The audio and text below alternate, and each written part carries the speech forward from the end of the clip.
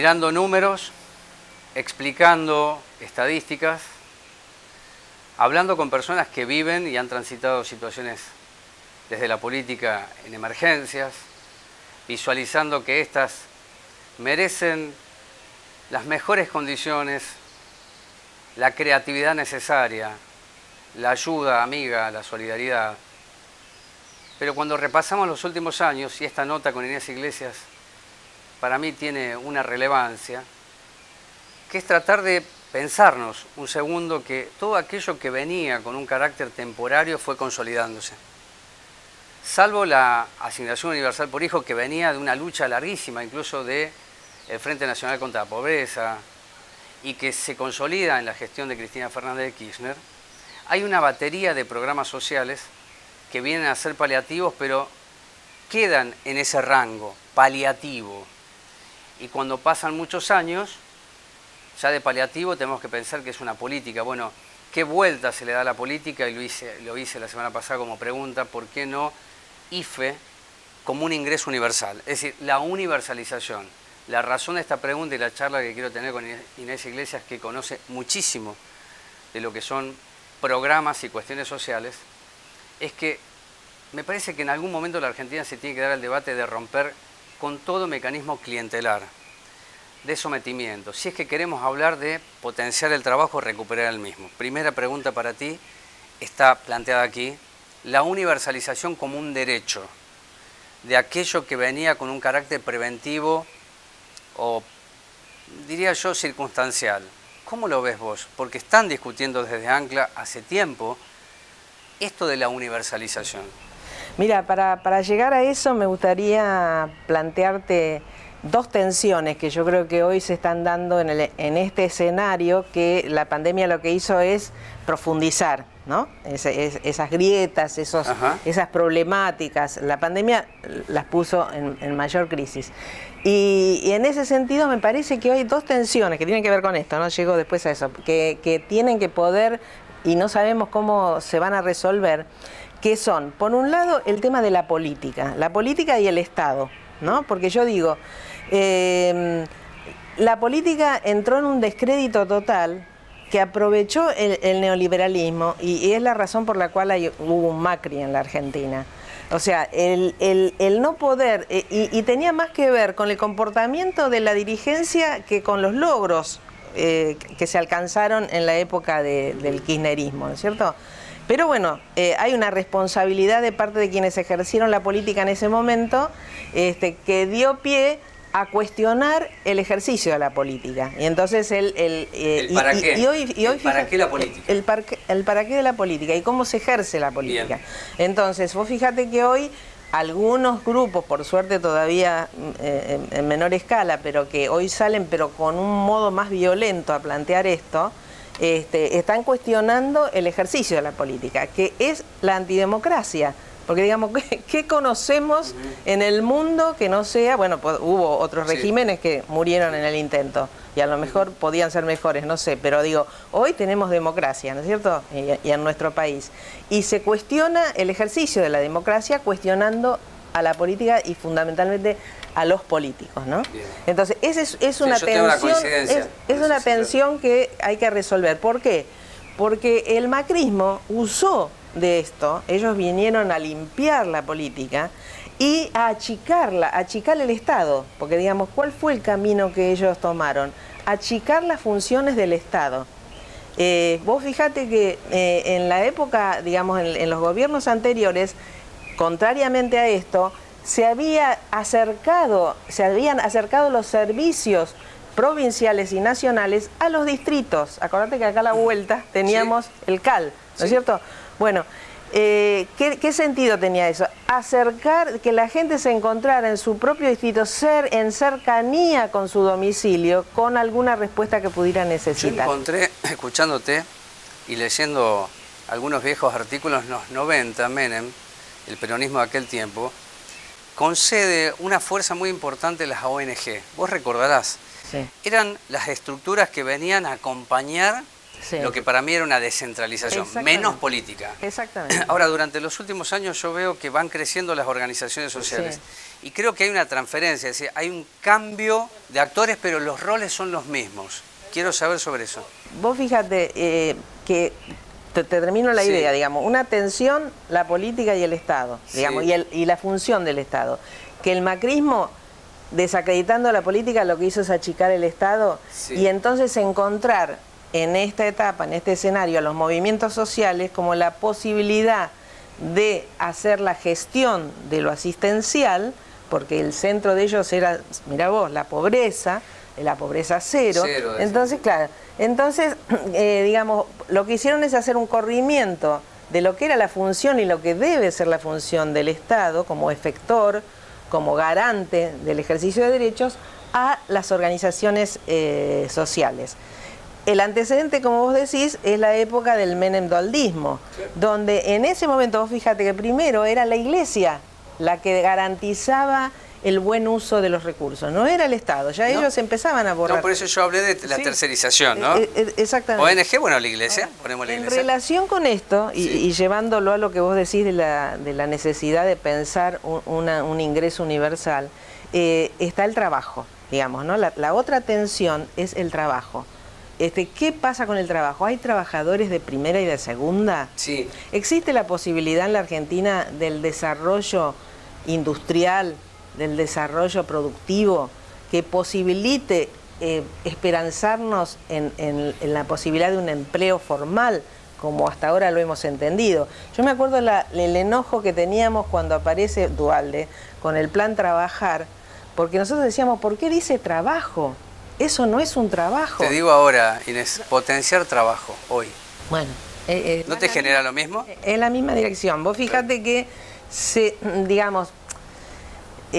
anotó como un éxito la ley, que ahora la tengo anotada porque yo para los números soy mala, 27345, que en el año 2016 lo que hizo es prorrogar la emergencia social y en el marco de eso reconocer, y hay que leer la ley, hacer un reconocimiento de quienes desarrollan la economía popular como trabajadores.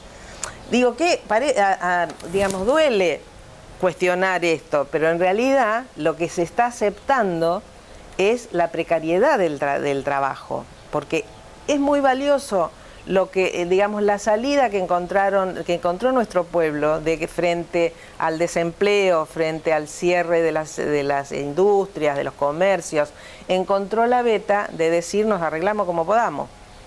Nos arreglamos como podamos. La economía popular, ¿no es cierto? En un aspecto. Y en otro, digamos, algunas áreas que hasta ahora, algunas formas de desarrollo del trabajo que hasta ahora no se consideraban como tales, como es la de los cuidados. Sí. Esa mujer que se queda en la casa, que cuida a la abuelita o que cuida a los niños.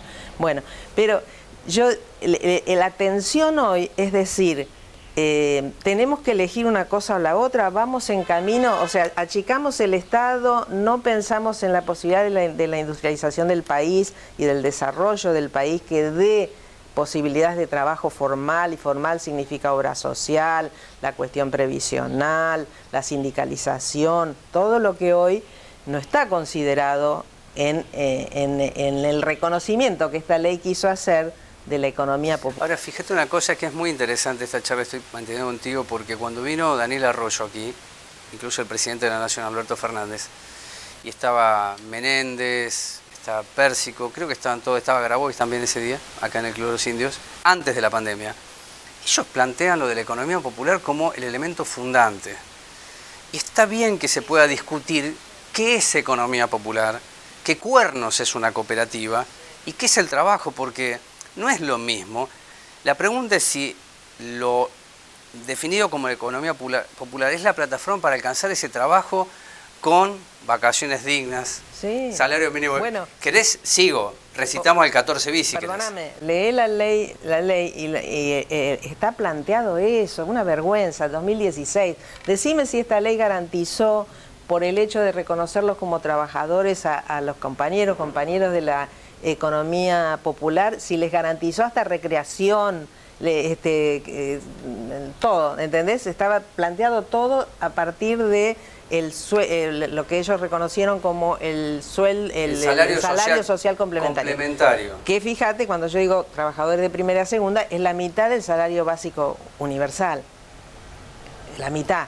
Quiere decir que yo lo que digo es, a mí me parece muy valioso caminar, transitar y ayudar a que los compañeros y compañeras de la economía popular puedan formalizar sus áreas de trabajo, formalizarlas y pasar a hacer un trabajo con todos estos derechos que supone un trabajo formal.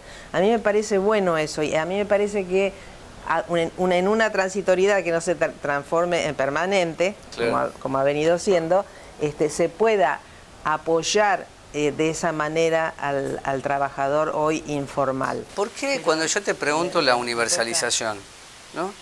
Que la universalización garantiza un piso mínimo para todos, no tienen que ir a ninguna estructura a solicitarlo, se ve la situación social de esa persona, y creo que eso otorga una palabra que a mí me genera siempre mucho placer decirle, que es autonomía. Sí. Porque la autonomía, incluso en una acción hasta individual, pero colectiva más aún, despliega creatividades, que después la podemos llamar economía popular, tranquilamente. Ahora, la universalización genera rechazo, sí, ¿no? Sí. ¿Por qué?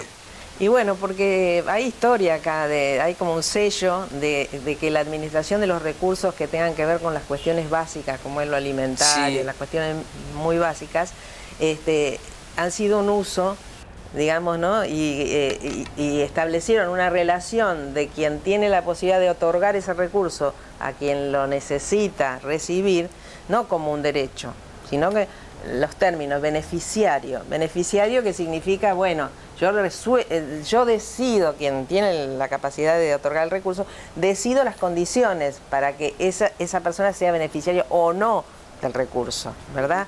Y en ese sentido tenemos historia, digo, porque antes pudieron ser los punteros políticos, no me cabe ninguna sí, duda. Y hoy hay crítica de quienes tienen la relación con las organizaciones sociales, de que esa relación que establecen de necesito el recurso, que vos sos quien me lo va a dar, establece una dependencia. O sea, yo creo que eso, romper esa matriz va a costar. ¿Es lo mismo beneficio que contraprestación? Es decir, te doy beneficio, sí, a decir, hay un derecho, sí, que vos, sí, necesitas, y hay una contraprestación que alimente la posibilidad de esa idea de trabajo. Porque yo creo que las palabras son... Sí, yo estoy muy en contra, soy de la postura de que si es un derecho, no hay contraprestación. Correcto. No hay. O sea, porque se ha planteado mucho con respecto a la asignación universal por hijo. Sí. Bueno, pero hubo, digamos, un aumento de la responsabilidad de los padres, sería de vacunar a los niños, sí, de hacer todo lo que era, sí, una contraprestación. Yo, sí, lo que digo, todo eso es necesario hacerlo, pero no en respuesta a vos me traes la vacuna y yo te doy, entonces no es un derecho.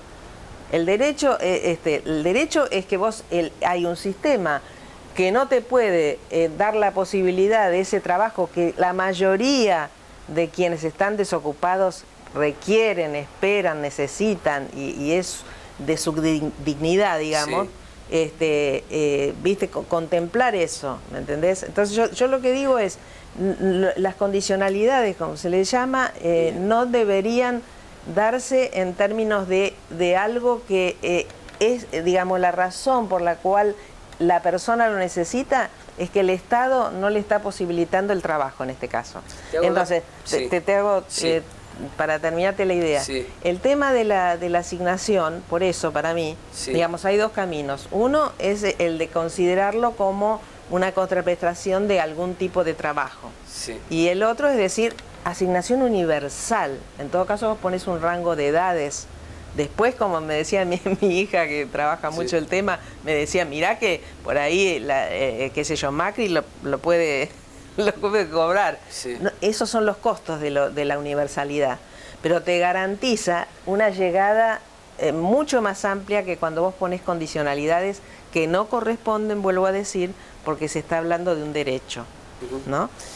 Así que en ese sentido yo defiendo que que pueda existir ese piso, porque yo lo que creo es que el ingreso universal tiene que ser tomado como un piso que te permita estar en mejores condiciones de ir a la búsqueda de un trabajo formal, en el mientras tanto que se trabaje como se debería trabajar para lograr el desarrollo que la Argentina necesita. Inés, te hago la última, porque hay, también antes de hacer esta charla contigo hay una batería de programas sociales, muchos. Esto que vos venís trabajando y que lo decís claramente, universalizar es derecho. No estamos hablando de contraprestación. Es lo básico que necesita una persona para poder imaginar que la vida es vivible. Sí. Yo no sé si es una cuestión de mayor presupuesto. Yo creo que habría que pensar si lo que se está destinando en forma focalizada no ingresa acá. Claro. Es el segundo elemento y la última pregunta que te hago. Si eso está en estudio. Sí, sí.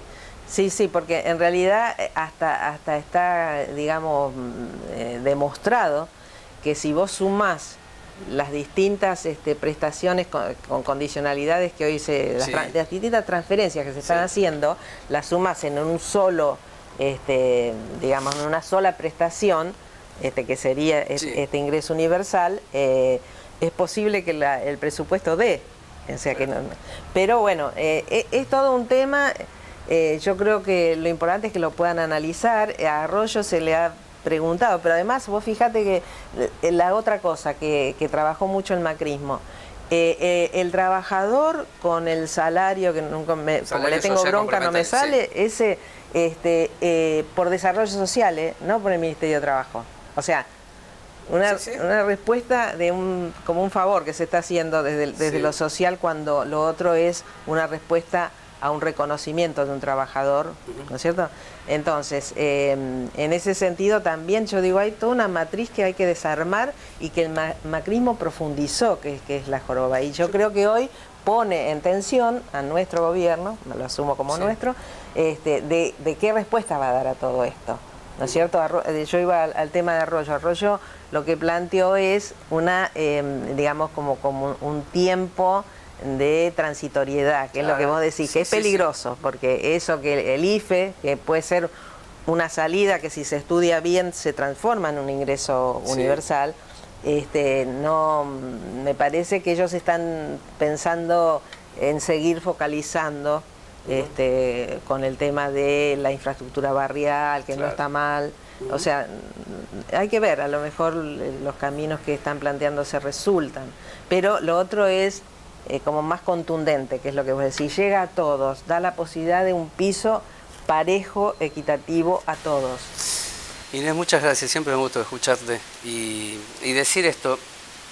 A ver, si es para todos y todas, yo creo que el elemento central y neurálgico es que se rompe el clientelismo y obliga a la dirigencia a hacer política. O no hay rehenes de la política. Inés, siendo funcionaria de FESTA, fue muy clara al decir, si el gobierno asiste a las organizaciones y a los municipios le resta la capacidad de gestionar, pues bien, que las organizaciones trabajen, y era el Movimiento Evita. No lo traigo acá en el cierre por capricho, sino que el Movimiento Evita hoy tiene a Pérsico como figura central de la economía popular.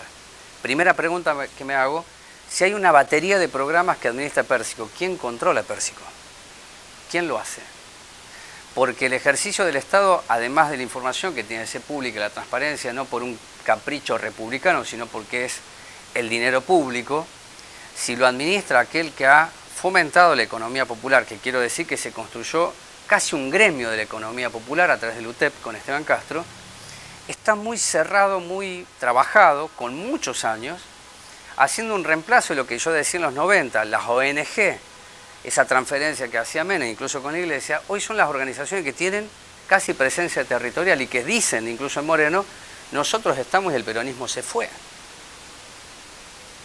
Los niveles de dependencia no solamente son peligrosos per se, sino lo que dijo Inés Iglesias, que viene en materia de coincidencia con otros dirigentes, es que hay una porción de la sociedad que dice, no creo en la política, por la praxis de los políticos.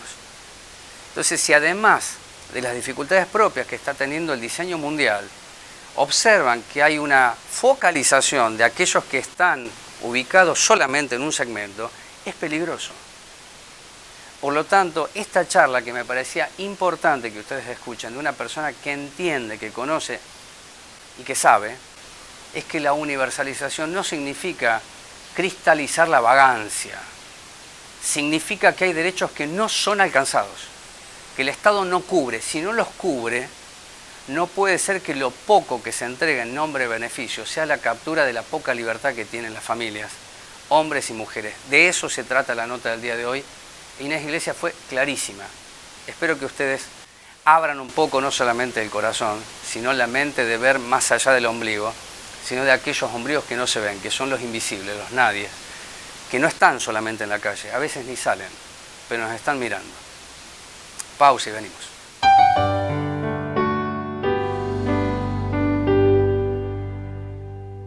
La Universidad Nacional de Moreno, en su 10º aniversario, abre la inscripción al ciclo lectivo 2021. Podés elegir entre una oferta académica de 10 carreras de grado universitario, 2 ciclos de licenciatura y 4 tecnicaturas universitarias. La UNM es una universidad nacional pública y gratuita. Inscribite desde la web www.unm.edu.ar. Universidad Nacional de Moreno. Nuestro derecho, nuestro lugar, nuestro futuro. Yo soy Viviana, estoy trabajando acá en la parte de epidemiología. Desde que está la pandemia cambió todo para todos, calculo, más para Moreno, que es un partido grande. Hay gente que toma conciencia y gente que no. Estamos tratando de concientizar a todos para que se cuiden. Todos estamos cansados, que somos personal de salud, los médicos, los enfermeros, que dejan todo. Hay compañeros que están contagiados, tenemos compañeros que están en terapia, y que la gente tome conciencia y se pongan en nuestro lugar.